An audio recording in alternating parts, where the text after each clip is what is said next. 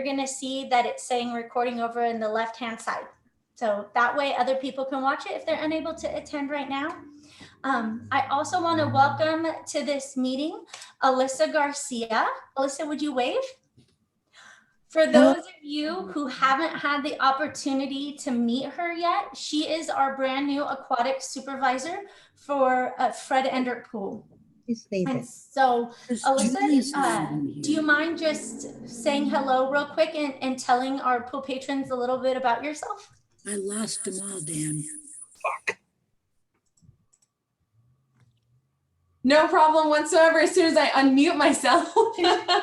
I'm super excited to be here. I come from Reading. I've been working in aquatics for a really long time, and I love what I do, and I love being able to just give that much as I can to the community that I'm in. So I'm super excited to be a part of this amazing community, and I'm excited to just keep pushing forward, and hopefully good news is coming soon and we can open up for more things.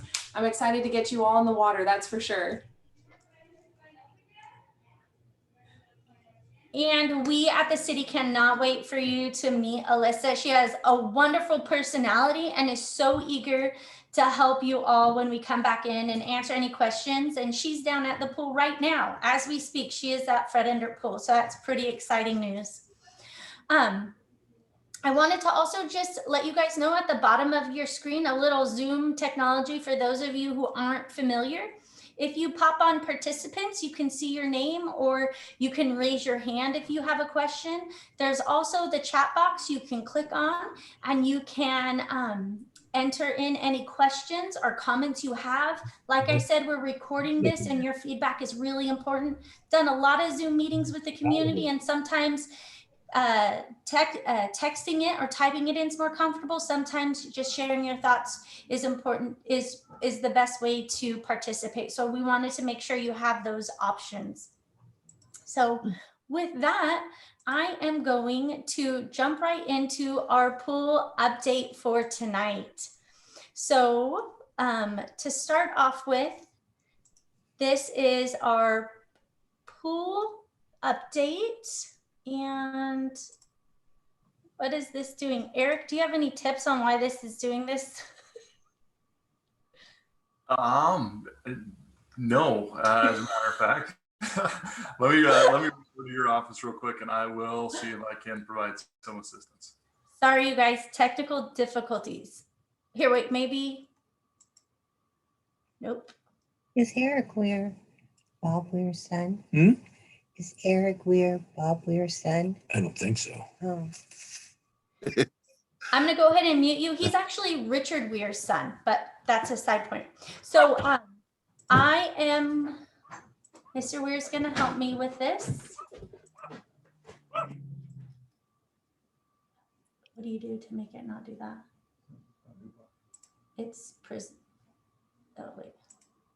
I'm so sorry.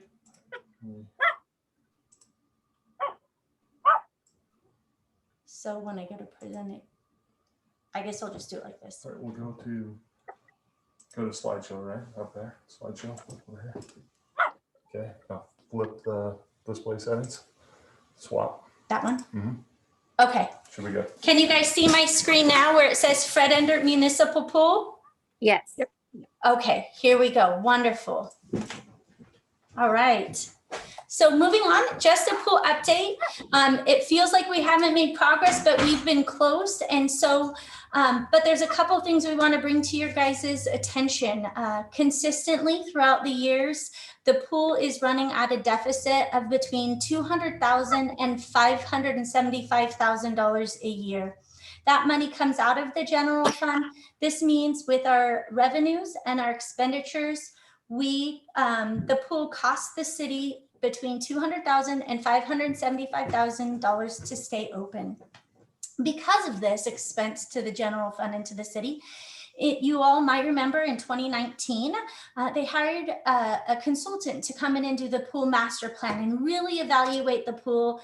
And the pool master plan was a wonderful resource, which has been the book that I look at to see how can I help the pool decrease that deficit and actually serve the community better. Because as you all remember, there was a lot of community outreach during that time, and I hope a lot of you participated in that. Unfortunately, after that, the COVID pandemic came to us in Delaware County, and due to CDPH Blueprint for Safer Economy, the guidance for indoor pools, we had to close the pool in March. However, we were really, really lucky that on November 3rd, Measure S passed. And thank you, Crescent City residents, for paying for that. That allowed the city to have some additional revenue. And in February, City Council authorized the city to open the pool when we were allowed to, using Measure S dollars. And also, we were able to hire our aquatic supervisor. At that time, we were not in orange tier, which is the tier in the Safer Economy guidance that allows indoor pools to open. We were still in red. We had city approval. We had the plan to open. We had everything to open the pool back up, but we were in red. I was just checking in with you. Is The there anything I need to bring home? at that time had made some considerations that said that indoor pools could open to provide the life-saving services of swim lessons. So we were lucky and we moved forward with our reopening process. We brought staff back on. We retrained all of our staff. All of our staff had to get recertified, not only to be lifeguards, but to be swim instructors.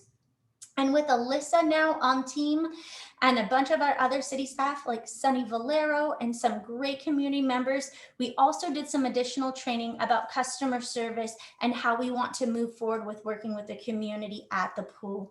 And on April 12th, we were able to open for swim lessons. This was our first group that was in for swim lessons that Monday morning, moms with babies. And we really want you guys to know that this has been an amazing process of bringing swimming lessons and people back into the water. I know not everyone has had the opportunity to get back into the pool, but there are certain considerations we're following, and a lot of it requires parents being in the water with kids. And, you know, look at all those smiling faces. So we're looking forward to when we can offer more services. So the most important thing that I really want to share with you guys is Delaware County is still in red tier. We're still in a level that does not allow us to open up our pool for any services beyond swimming lessons. We have the staff, we have a schedule, we have a plan to reopen for lap swim, exercise, and other services for the community. But right now, based on the tier that we're in, we're not allowed to open into other services. So this is what that looks like for pools. So in red, indoor pools, hot tubs, saunas, and steam rooms must close. And the caveat is drowning prevention classes, including swim lessons with certified instructors, are permitted in any tier because they're essential. So we've been lucky to be able to keep our lifeguards working, provide those swim lessons to the community, and really be ready for when we move into orange. Once we move into that orange tier, we can open up to 25% capacity and offer limited services, but we're ready and willing to do that as soon as we get to. I know there have been some questions about the announcement that Governor Newsom said on April 6th about going green and opening the economy to more flexibility and services. I have read this several times, and I want you all to know that I meet with Public Health weekly, the program manager, and also talk to Dr. Raywald on a regular basis to try and capture any idea of what that would mean to indoor pool. Because I'm going to share the wording that was in the press release that Governor Newsom put out. And it said that we will move into the next step of recovery if vaccination supply is sufficient for California 16 years and older who wish to be inoculated, and if hospitalization rates are stable and low. It also says that all sectors must still follow and be in compliance with Cal OSHA requirements. with a common sense of public health policy in place, such as required masking, testing, and vaccinations encouraged. The way this translates, and I've had conversations with public health and Dr. Raywald, is that the occupancy guidances, the restrictions on the numbers of people in a place will no longer be in place as long as people can social distance or wear a mask. Unfortunately, indoor at the pool, masks are not allowed. So how does this affect indoor pools?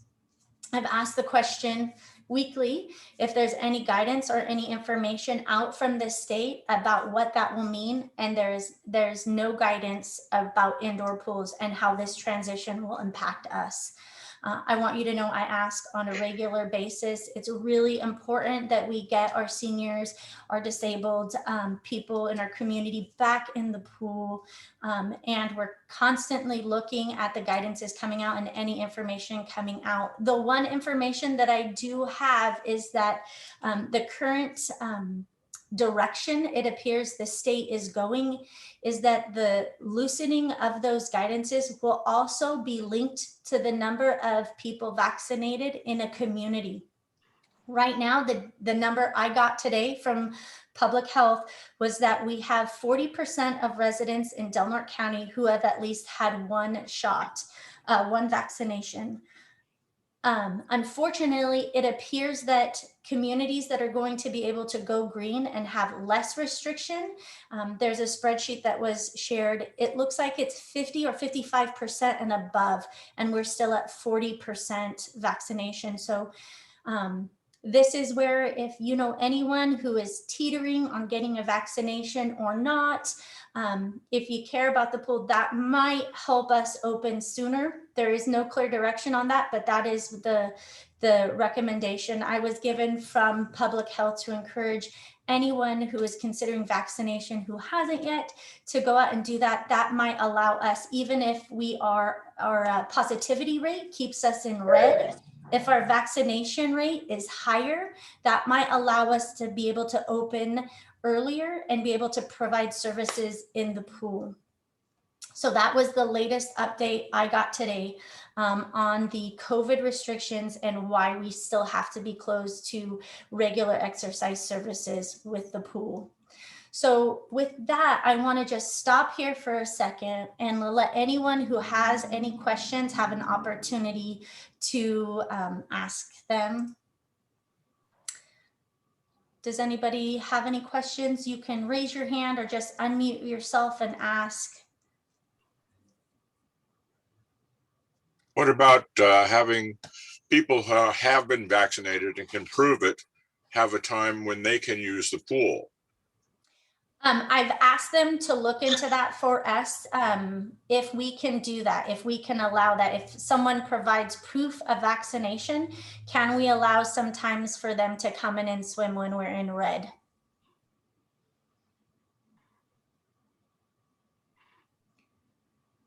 Anyone else have any questions?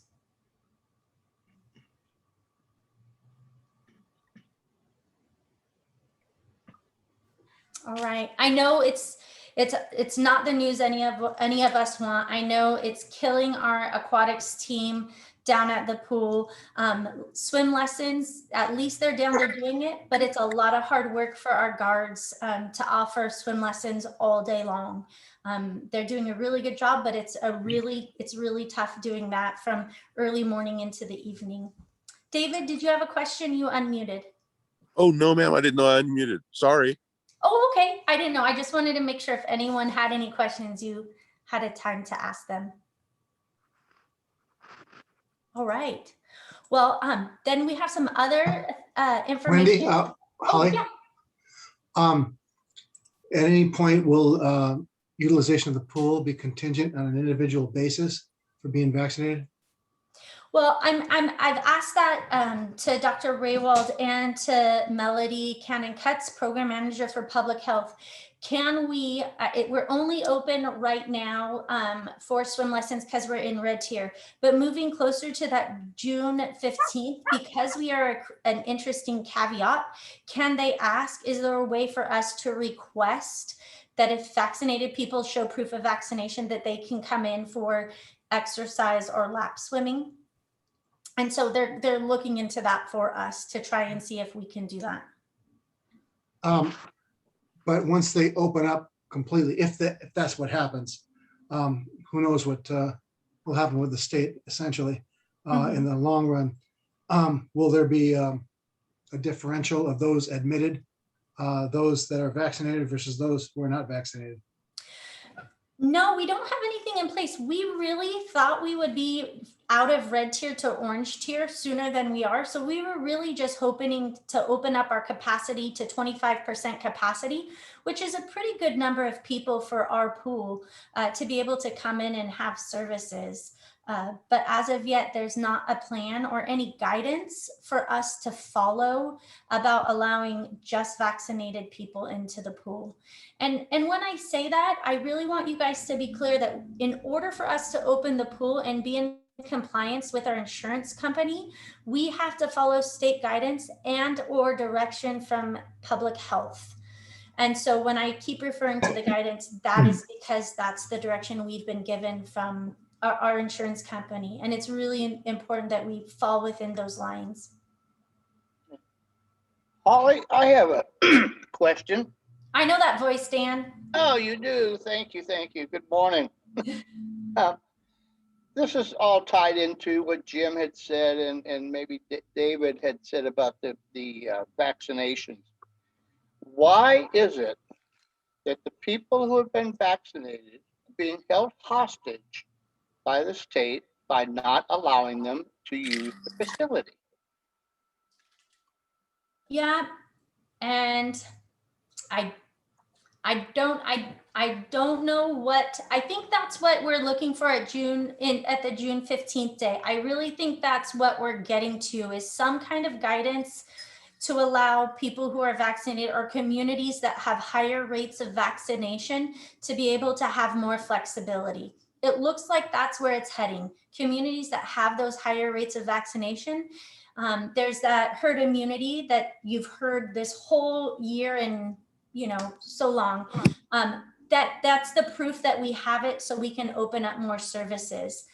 I am also hoping in June 15th, they'll have more guidance for us to be able to provide services for those people who are vaccinated. As of right now, though, there's nothing that we can go by. There's no guidance for us to follow or recommendations for us to implement. Right. But for the state to use those parameters of going by the amount of vaccinations per county, say, per area, if you happen to live in an area where people do not want to even do that, who do not want it, why should everybody else be held hostage? That's just my point. I don't need to discuss it. It's if you live in a county that people do not want to do it, if they don't want to do it, let them stay home. Thank you. Yep. Thank you, Dan.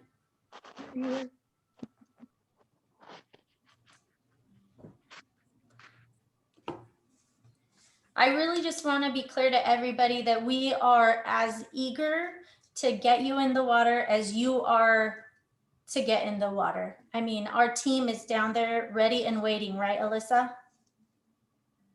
Yeah.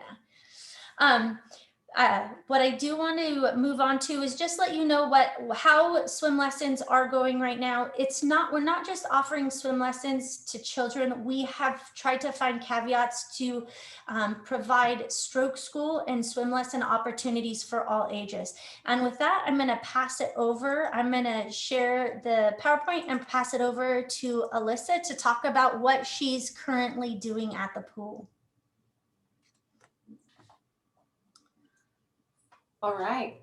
Yeah, I'm here to tell you guys a little bit about what's going on currently. So as Holly touched bases on, we are offering currently swimming lessons only, but that is not just limited to swimming lessons for children. Although, as you guys can see in these little pictures, we have swim lessons going on. Our relief supervisors, even in one of those pictures, she's getting her kids in. everyone's having a good time so far. The biggest change about this is for swimming lessons being offered currently for these lower levels. As you guys can see, our instructors are teaching from the deck. So it's a whole different dynamic that we've had to learn how to properly instruct someone, you know, to do a back float. But that's where the parents step in. Parents are guardians. So everyone's really stepped up. If they want those swimming lessons for the younger levels, they have to be in the water to help support and help everyone in that process. So it's been such a learning opportunity for everyone, and everyone who's wanted swimming lessons, as you guys can see, have stepped up.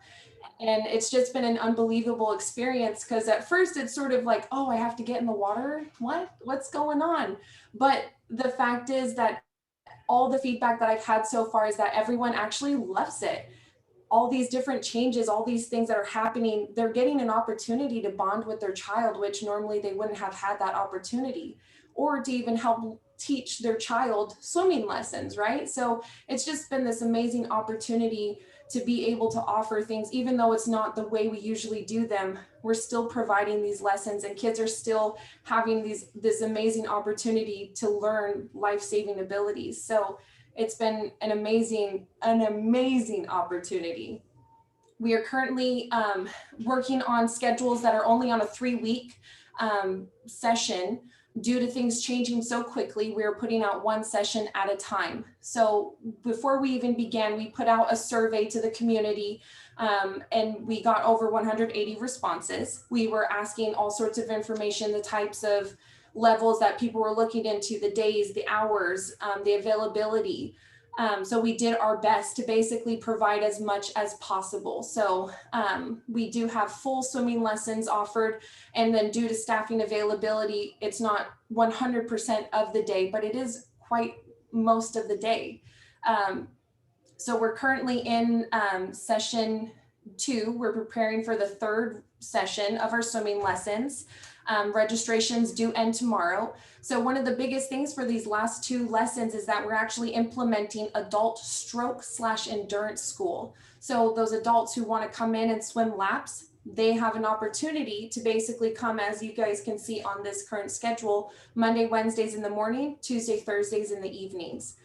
Now, it's obviously not going to work for everybody, but it is an opportunity to get in the water, get that exercise if you dearly need it. And it's set up to where the instructors are able to set it up as a lesson, provide you feedback if necessary, but they're not hovering. It's different than a child's swimming lesson. So if you want instruction, if you want that feedback, it is there for the taking.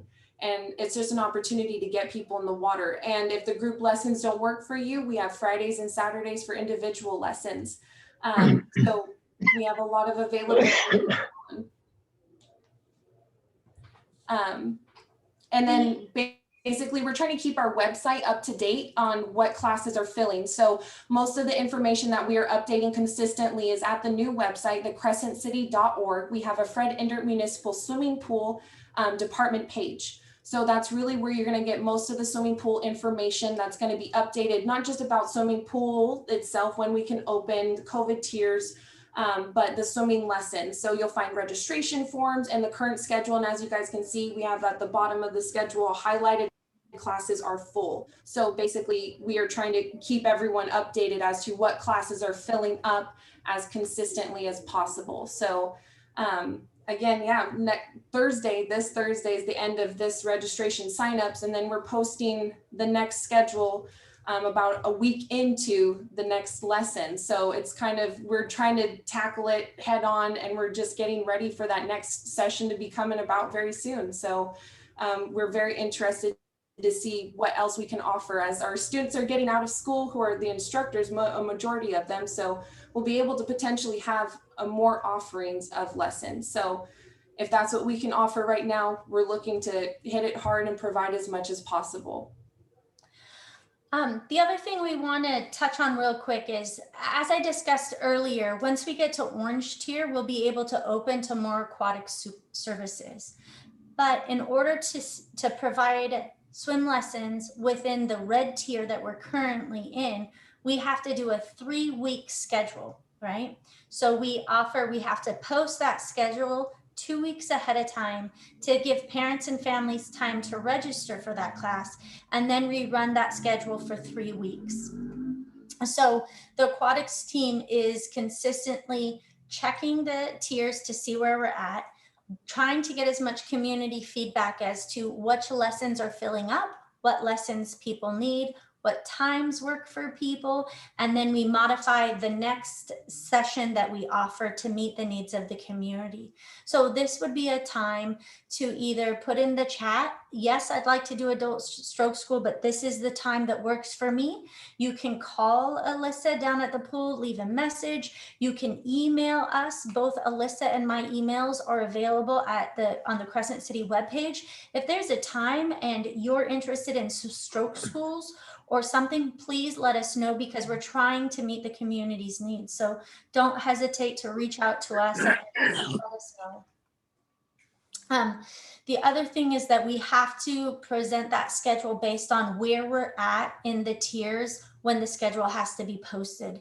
So we'll present the schedules and start signups. Unfortunately, if we switch to orange tier, we may not be able to provide, we may have to close out those sessions that people already are registered and enrolled in and signed up for.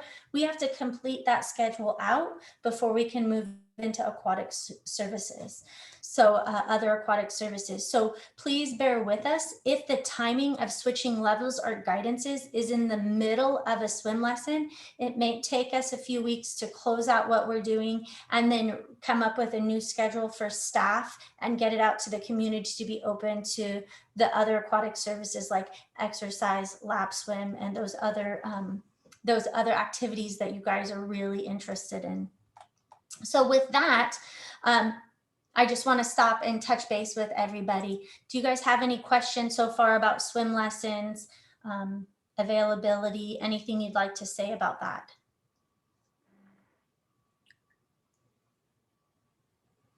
All right, I'm really here to listen. If anyone has anything to say, you can chat or put it in. And can you guys, if you are there and you are interested in doing the Menti polls right now during the presentation, do you want to raise your hand and I can share one with you? Or we can just post it and you can do it after the presentation.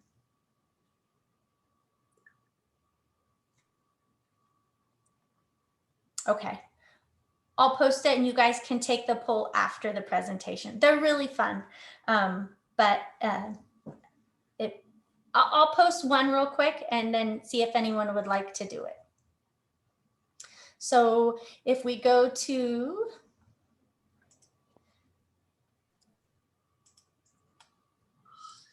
oh, look at this. Someone has already done it. What do you miss most about visiting our amazing community pool? And already we had someone type into the Menti poll, lap swimming and Sunday swim, right? So if anyone else would like to log into www.menti.com, punch in 62654677, then you can type in what you miss most about our amazing community school. And there's 3 words.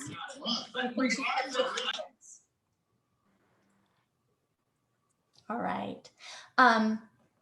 And then just to let you know, as you click through, there's other questions in here. I might pop up one later. If you'd like to do that, I'll share again. But then you can go in any time over the next week and see what other people have to say and what the community has to say. I'll be sharing this on Facebook as well. Yay! See, isn't this fun? Amazing staff and the slide. Yeah, the slide. It's pretty amazing. As an adult, when I took my daughter to swim lessons, I had to say I like this slide as well. And swimming lessons. So the more comments that people say, if a ton of people say lap swimming, it's going to be bigger. So I have a feeling we had a handful of you here saying that you miss lap swimming. So we can't wait to offer that again. And really, just to let you know, adult stroke school is a lot like lap swimming, and you just get support, critique, and some feedback on stroke refinement during that time. All right, so moving on to some of the other information we wanted to share with you. Part of what we've been working on during closure is really taking a deep dive into what the pool takes to run and operate, and how to do it better and meet the community's need more effectively. And so, as you can see, when I came on board, this was the revenue, expense, and net loss that was presented to me as a new recreation director. Holly, read the master plan, take a look at this, work with the community, find an amazing aquatic supervisor, check, and then let's see where we can go with this. So as you can see, this is not a profit and loss margin that leads to success. And I was floored at first. Mr. Weir, what have you done to me? And then I did research and realized pools don't make money. Indoor pools do not make money, and they always run at a deficit. But how can we do it more thoughtfully with community dollars? That's the big goal. So personnel, heat, maintenance, material, supplies for a year-round facility cost at least $500,000 annually. This is a 2019 report. And that general fund dollars are not enough alone to be able to provide sustainable pools. You can't do that you have to go out there and get grants, donation, look into successful recreation centers, also have taxing districts. And we're very fortunate that Measure S was passed in our community, because that's really going to help us forward. The other important thing to understand with a pool is that pools generally have a 50 to 60 year lifespan, and smaller communities often find it very difficult to keep their pools running. So we're not in an uncommon space with our pool. We just have to pull together, think creativity, and have a really good plan moving forward. And so while we've been closed, that's what city staff have been working on. We've been working on what do we need to do and diving into that master plan. Just so you know, that $200,000 to $575,000 deficit that the pool has for the general fund competes with these other programs. It competes with building inspection, code enforcement, engineering, community and economic development, city infrastructure, police department, fire department, and streets. So the dollars we take out of the general fund are also affecting the larger general fund's ability to offer those services to the community. So we pulled together throughout the whole closure. We had a pool stakeholder group, and we reviewed the master plan, we discussed funding opportunities, we evaluated the fee schedule, and we met a lot. And I got to know some of our pool patrons really well. And boy, are they advocates for our pool, you guys. They're wonderful. The master plan, the key points is that according to the Center for Disease Control, fatal drowning is the second leading cause for unintentional injury related deaths for ages 0 to 14. And with as much water as we have around us, this is something to really take seriously. Making sure our pool is successful and sustainable is imperative for our community, not just for the city of Crescent City, but the whole outlying areas. We're the closest indoor pool to us is Arcata, and then it's over in the Medford area. The other thing to really identify from the master plan is there were no identified areas to reduce expenses. The pool was running at bare bones, being as financially and fiscally responsible as it could. There was no way that was there was not a recommendation from the consultant on a way to cut costs. We had to look at other suggestions from the master plan. So just to let you guys know, that fiscal reality that I was presented with, now we're looking at this, the current 2 years.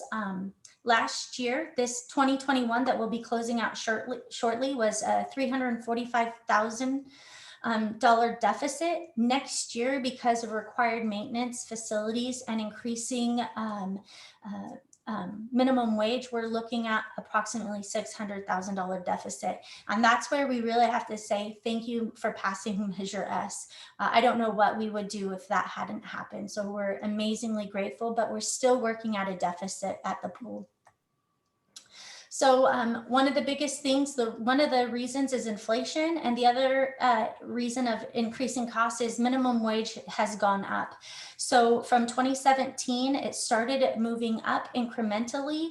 2017, that first year of the minimum wage increase was an additional $17,000. In 2021, $60,000 increasing from our 2016 budget. 60,000 of that is just because of the minimum wage increase. So that's had a big impact. We have a lot of employees and it takes a lot of staff to run the pool. We have to have 3 lifeguards on duty for any kind of opening right now. We have to have 3 on duty, and swim lessons require more staff than that. So between the last increase in fees was in 2018. The increase was 50 cents for a day pass and $15 for a family annual pass. Since then, minimum wage has increased $3 per hour. So we really haven't looked at fees for a very long time at the pool. I know it's a hard time to look at fees, but this is what I was asked to do when hired on as a recreation director, was to really dive into the recommendations of the master plan. The first thing was discontinuing the 50 punch pass, and City Council approved that on February 16th. The other recommendation from the master plan from Councilman Hunsucker was to look at the winter sale price.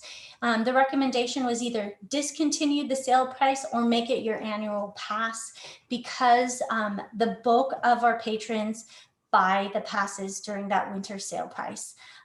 If we were to discontinue the sale price, it would be an increase in revenue of $6,000 for the pool. The other recommendation was implementing a 50 punch, because we got rid of the 50 punch pass, was to implement a monthly pass. And the methodology we came up with that is it's equivalent to 10 entrance fees to the pool, and the rest for that month would be free. So the discount is pay for 10 and then get the rest of your entries for that month for free. The estimated pool increase of revenue for that would be $4,000 in a year. The stakeholder group really was thoughtful on this next one. The consideration here was that we did not want to make it difficult for our youth to come in, but our youth and senior prices were connected. They paid the same price of $5. The suggestion was to drop the daily use fee for youth to $4, keep the senior drop-in fee at $5, and increase the adult fee to just $6. That minimal shifting around was an increase of $1,500 a year estimated based on an average year. Once again, the other recommendation is increasing the 10 punch pass to be equivalent to 9 visits, get the 10th free. That would be $36 for youth, $45 for seniors, and $54 for adults. That increase in a year would be approximately $2,000. So they're just minor increases and changes that were recommended based on looking at other pools and what they do and how they do their methodology. I'll be very honest, when I came in and looked at the fees and tried to understand where the fees came from, there wasn't a methodology that I could find anywhere, or how the fee prices came to be. So we're trying to implement some kind of methodology that as time goes and inflation goes, we can increase those fees based on a thoughtful process that makes sense. So when you look at the rate comparisons compared to other pools, you're going to see that Fred Endert Pool, we're down here at the bottom. And you're also going to see that we were one of the only pools that had a rate for youth 3 to 6. The recommendation was to get rid of that fee because youth ages 3 to 6 need a parent with them. So the recommendation was to get rid of that fee. You're also going to notice 2 other things. Forest Grove and Brookings or Oregon, their prices are significantly low. I want you to know that's because minimum wage in Oregon is $12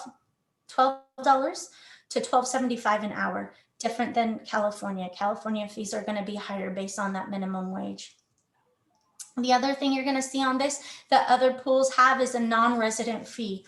We currently do not have a non-resident fee. It is something that was brought up in the master plan that needs to be looked at, talked about, and get some community feedback on. So this is just what we researched out in the community. You'll see that the proposed fees still have us being very reasonable compared to other pools. Then the 10 visit passes, monthly passes, 3-month passes, and year adult passes, we're just comparing those. You can see based on other communities, our normal prices are very reasonable. Our sale prices are extremely reasonable.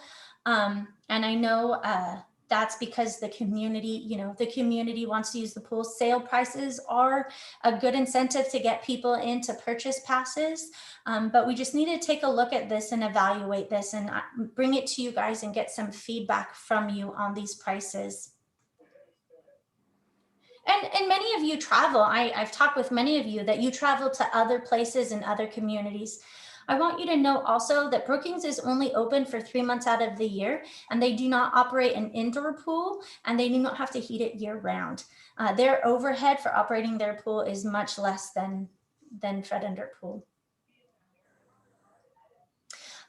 Here is a comparison of swim lesson prices.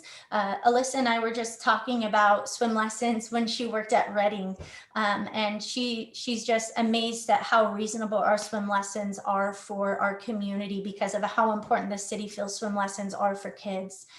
What were you saying, Alyssa? How much was Babies and Tots in Reading? Oh, you're muted.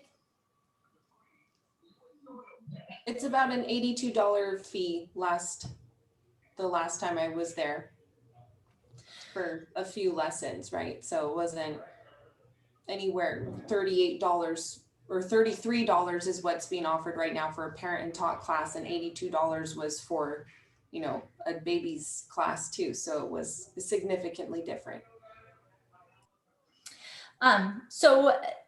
Just looking at that, the Reading pool is a larger pool, but still the prices that we're offering are reasonable. The city cares about swim lessons for the community, and we're really trying to just be thoughtful about our methodology moving forward so that we can, when we do need to increase, we can do it thoughtfully with a strategy.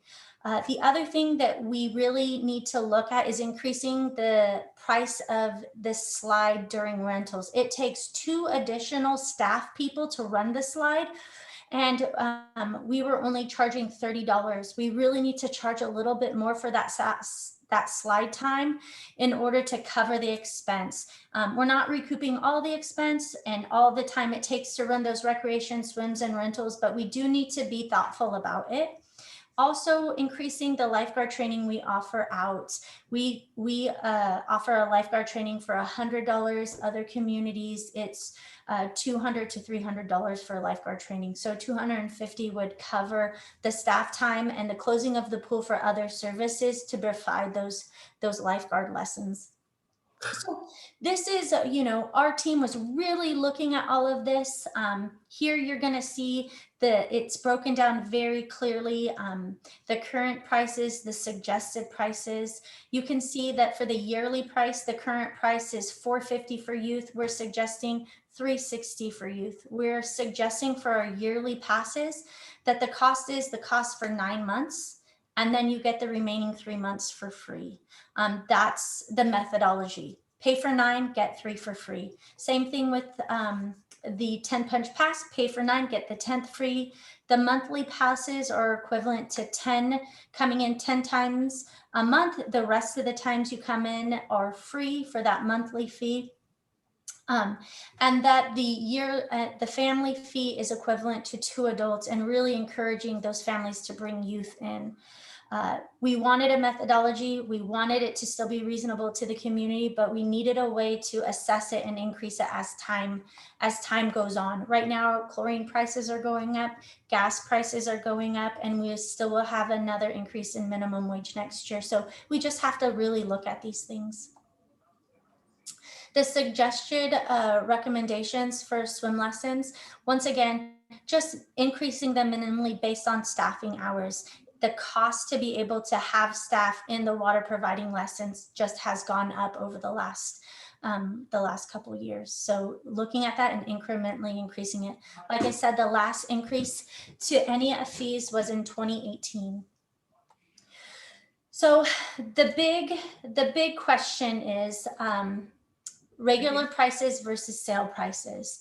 I know this is going to be a topic for discussion with everyone, as most of our regular patrons purchase their prices during the winter sale price. So looking at that, just being very transparent and clear about what the regular price is and the winter sale price is, that the punch pass is actually a discount of or savings of $10. If you get a 10 punch pass, the savings is $10 for that pass, 2 visits, or it is equivalent to $4 a visit. So the sale price on top of that is an additional discount of $15 off of that price. Looking at the annual prices, you can see that the price per month for adult is $43.50, which is equivalent to paying for 8 visits a month. When you move over to, which is a deal, most year-round users come in more than 8 times a month, and then the sale price is an additional $90 off of that. And so just looking at these and being thoughtful and looking at what's proposed by the stakeholder group and staff, we're just proposing the fees be $54 for an adult punch pass, $36 for a youth, $45 for seniors. And if we would continue to like to have a winter sale price, which I'm for, having it be a standard 10% off, something that makes sense. As you can see, the additional discounts on the winter sale prices, I couldn't figure out what they came from, that the seniors was $95 off and the adult was $90 off. I'm not sure what the methodology was at any time, but it would be nice to have something that's structured and clear to move forward with. So if any of you participated in the city council meeting where this was presented, they asked that we come back and speak with the community and get your guys' feedback on this and input, which I'm totally for. We just needed to look into this and see what other communities are doing and propose some reasonable methodologies that could help us as time goes on. With all these changes, these suggested changes that we're saying, it's only an increase in revenue of $16,000 per year. These changes are not going to impact our deficit. It's just a way of having a better methodology and looking at what's going on. Like I said, payroll alone is $60,000 more this year than it was in 2017, and prices are going up. We are extremely fortunate this year that we have Measure S dollars. We have a nice chunk of Measure S dollars this year. The Measure S committee, their expenditure recommendation for the pool this year is $325,000. $50,000 of that they've asked goes to our facility and mechanical needs for running the pool. As many of you know, if something goes wrong with the pool, we don't have extra parts on hand. So sometimes we have to wait to buy them and have them shipped to us before we can get the pool up and running again. These contributions from Measure S will allow us to have supplies on deck, ready to be implemented if something goes down, and be able to do required maintenance in a timely manner, and be able to prevent closures, be able to keep you all in the pool year round more consistently without the closures, and also be able to contribute to operations, personnel, and utility costs. You know, having enough staff to make sure the pool is always sparkling clean for you guys, make sure those locker rooms are tidy, make sure that we have enough staff at the front desk to say, hey, Dan, hi, Paula, how you doing? We're glad you're here. Thank you for coming. Like, so these funds will help us be able to do that at the pool. So with that, I just want to stop for a second and get any feedback you guys may have on that so far.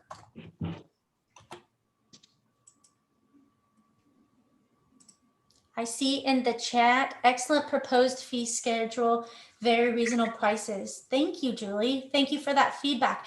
I don't need to hear just positive things though, you guys. I can hear any kind of thoughts you have about other places you've been or constructive criticism.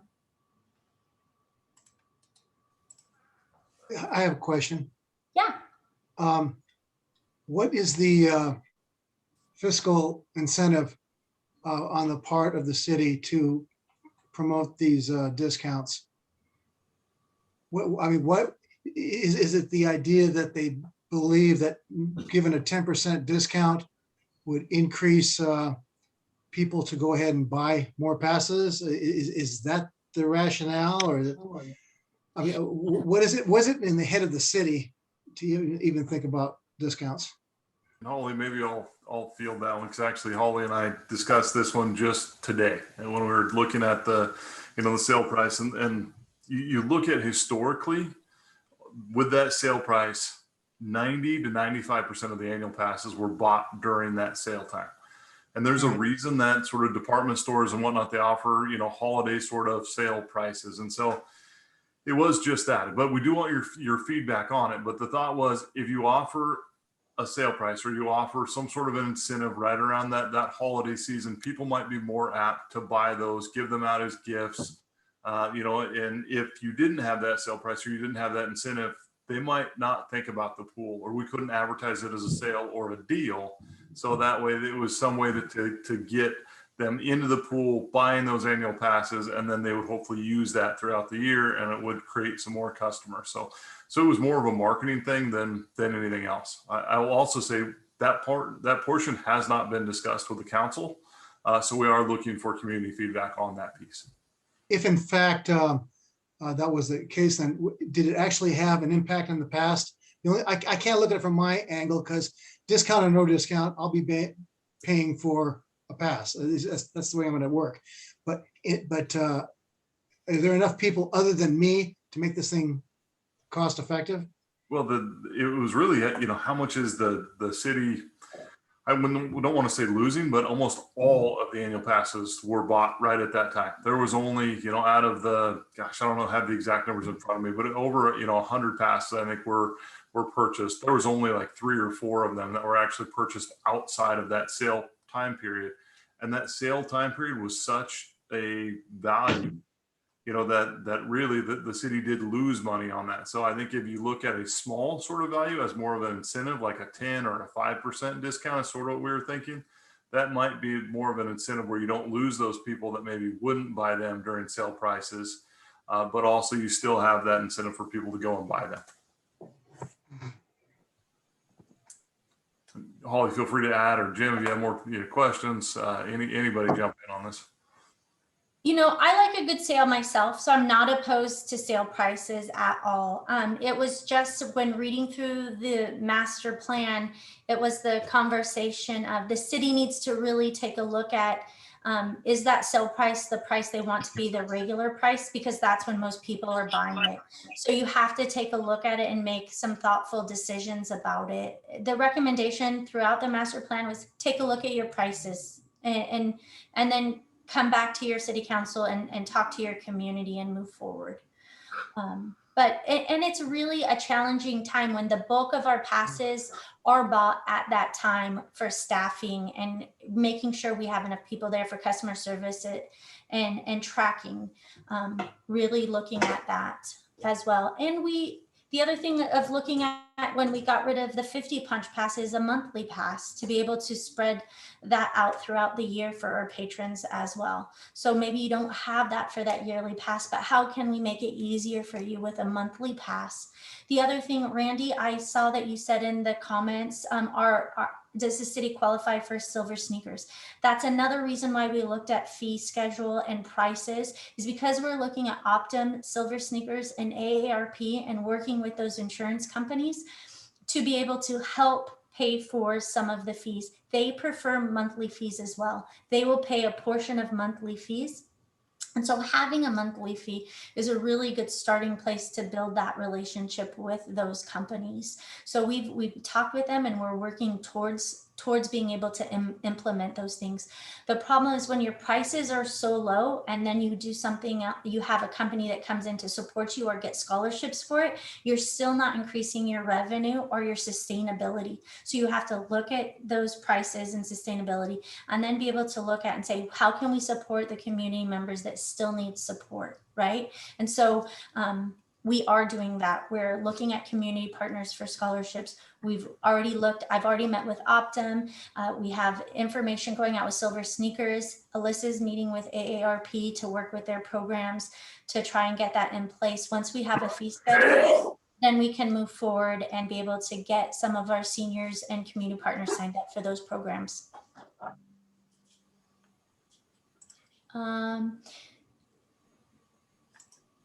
So it says in the chat, maybe the pass is already on sale because it saves overpaying the visit. Yeah.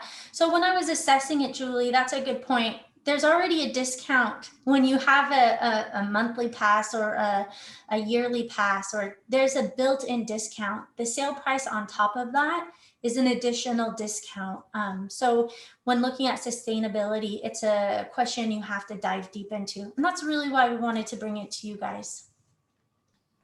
Yeah. So is it, on that holiday season, is it a good marketing thing? Because that's really what it's about. Do you think that the city's actually going to make more money if we have, say 10 or say 5% discount, so we can advertise it, so it gives those people that incentive, come in and buy now, versus those people that might wait a little bit, right? Well, maybe I'll buy it in January, and then they just never buy it. So, I mean, that's sort of the thought, but we definitely want your guys' feedback on it. So in the Mentimeter, you can vote, but some of you may not want to do that. Do you guys know how to raise your hand in the chat in the Zoom meeting? Do you guys know how to do that? Or yes, Julie does. So thank you, Julie. If you guys think it's a good idea, the prices that we're moving forward with, if you think that they're reasonable, go ahead and raise your hand. I'll also give those of you who are nays some time to raise your hand too. Which button do you press? Under where it says, I believe, participants, you can go to yourself and it will allow you to raise your hand. So we have two thinking it's okay prices.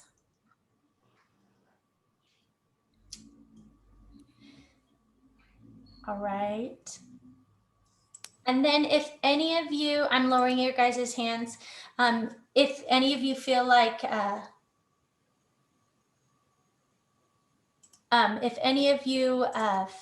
it, oh, thank you, David. If any of you think like it's outrageous that these prices are too much and you're just concerned about the prices that we're proposing, do you mind just raising your hand? And that is really good feedback too. If it's too much, please, okay. Raise your hand if you think it's just too much.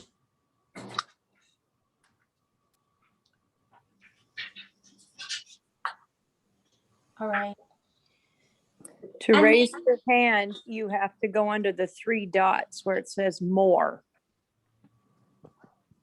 Thank you, Julie.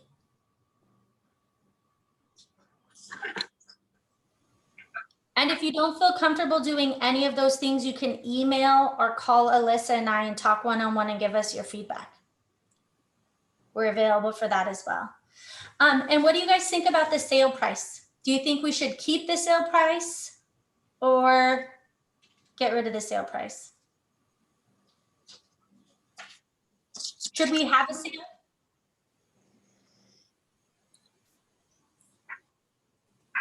You can even talk.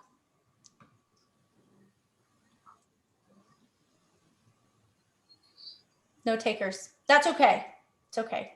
I say keep it simple. This is Julie, and I'm not sure that, the added effort and everything, even though I personally like to save, like all of us, to me, the pass is enough of a savings for those of us who are the regular serious swimmers, that we're going to buy that pass, like Jim said, no matter what. I understand there's a few people who may buy them for their families, but I'm not sure you're going to make back what you're giving up in the sale price. I can see how it's kind of a toss up. So maybe just make those passes be the discount.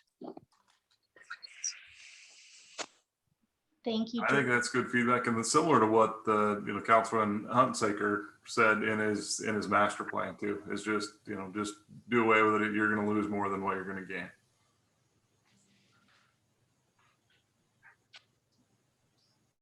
Well, I just want to thank you all for being here and being part of this conversation with us. I really want to encourage you guys to, if anyone wasn't part of this meeting that should have been, I'll have this up and available, and also the Menti poll so people can respond and talk to us. But I want to let you know, looking forward, that like I said, the aquatics team is looking into those support programs for our seniors and the people who need that insurance help. And we're excited about that. We're also looking at local businesses to help sponsor and do partnerships, and looking at marketing visitors to our communities so that they can enjoy our pool and we can increase some side revenue. We're also working with community partners for free swimmer lessons for youth, which is really important since the fourth graders this last year, we have fourth grade swim lessons. They weren't able to get in. And a lot of kids weren't able to spend a lot of time in the water and at the pool, and we need to increase their water safety. So we're actually we got money, we got donations during closure, and now that we're opening, we're getting those out to the schools for teachers to give out to kids before school's out. And we're going to continue to expand that scholarship program and the swim lesson program. We're also working on fun events for when we open. We were not able, we had it all ready to do an Easter egg hunt. We had it all ready to go and we had to cancel it last minute. We're looking forward to a haunted Halloween and some fun activities for different ages in the community. And we're really looking forward to seeing you all, getting your input and feedback. There's a couple really important questions on the Mentimeter if you're wanting to do it. How can we improve? What are you hoping is different? What are things that you'd like to see? I really want you guys to know that Alyssa is amazing. She's a great listener, and she's really about the long-term success of our pool. So, when you get a chance to meet her in person, let her know what you think, and let her get to know who you are. I think the future of the pool is quite bright and super excited. And then Holly, if I can too, one other person that has joined our call is Councilman Ray Altman, and Ray is newly appointed to the City Council, and he has been very engaged. So I just wanted to introduce Ray. And Ray, thank you for taking the time to be here tonight and learn all about the pool and the group that you see on the attendees. These are some of your dedicated pool patrons that have hung with the pool for many years, supported the pool, and really are looking forward to getting our pool completely back open. So that sounds fair. I probably not gonna do well. So anyway, I wanted to introduce Ray and appreciate his support of all of our meetings and learning and being involved in the community. Did you have any questions for the group, Mr. Altman, that you'd like to ask? Any input? No, I thought that was a very good presentation, though. Thank you very much. And look forward to meeting Alyssa. I was thinking about going by there today, but I had some other things I had to do. But I will make it by there, Alyssa, and meet you and take a look around a little bit. And but yeah, that was a great presentation. Thanks for having me on board. And for those of you who haven't been down to the pool, it is sparkling clean. I'm so excited for you guys to see it. Alyssa works evenings and on Saturdays, so that's her time frame. She is working those crazy shifts because she is building these great relationships with our guards and our new guards, and really working on making sure when we're opening, it's going to be awesome for everybody. So thank you all for being here. Reach out to us with any questions or feedback you have. And just have a wonderful, wonderful evening. We hope to get you wet soon.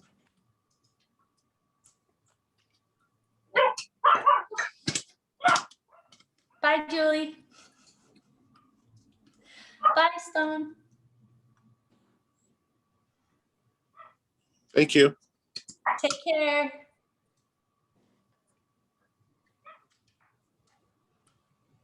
Thank you, Randy. Have a wonderful night.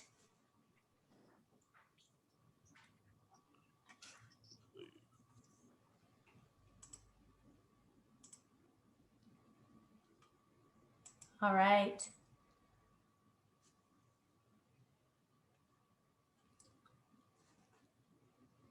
Bye, Paula.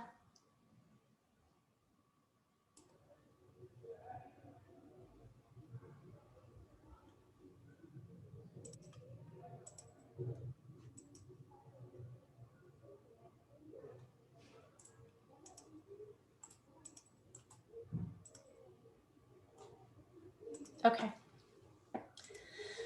What did you think? I think you did really great. I think it was awesome. Did you want to start a different meeting to talk? Are we still recording? I'm stopping the recording. Do you want to stop recording?